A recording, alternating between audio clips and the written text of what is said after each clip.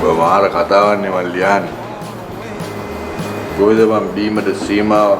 ලද්දු විශ්වවිද්‍යාලයෙන් පළමු පන්තිය සමාර්ථයක් ලබා කතිකාචාර්ය තනතුරකට පවා තේ සිටි උගත් මිනිස්සෙක්. ඔබ කරන කියන දෙයක් මටත් කියලා කරපන්. ඒ හැමදේම අතහැරලා රාත්‍රියේ හෝටල් වල මත් වී සිටින මිනිස්සු සතුටු කරන්න ගීත ගායනා කරන ජීවිතයක් තෝරගත්තේ ඇයි? බෑනන්ඩිගේ කෙරුවාව දෝනියෙන්දගේ නහයට සොඩෙන් ගිහි කියලා පේන්නේ නැද්ද?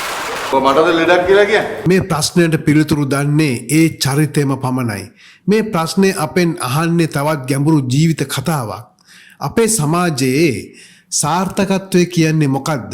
උපාධියක්ද? ගරු රැකියාවක්ද? එහෙමත් නැත්නම් Taman කැමති ජීවිතයක් තෝරා ගැනීමද?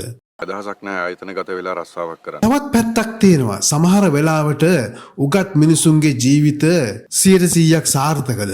ධම්මික මේක කාටවත් කටක් කියලා කියන්න පුළුවන් දෙයක්ද? ඔයාට ඕනේ මේ පවුල විනාශ කරන්නද එකතු කරන්න? පවුල් ප්‍රශ්න නිසා පද්ධතිය ඇති වූ ගැටලු කලකිරීම නිසා ඒ මිනිස්සුත් මේ තත්ත්වයට පත් වෙලා නැද්ද?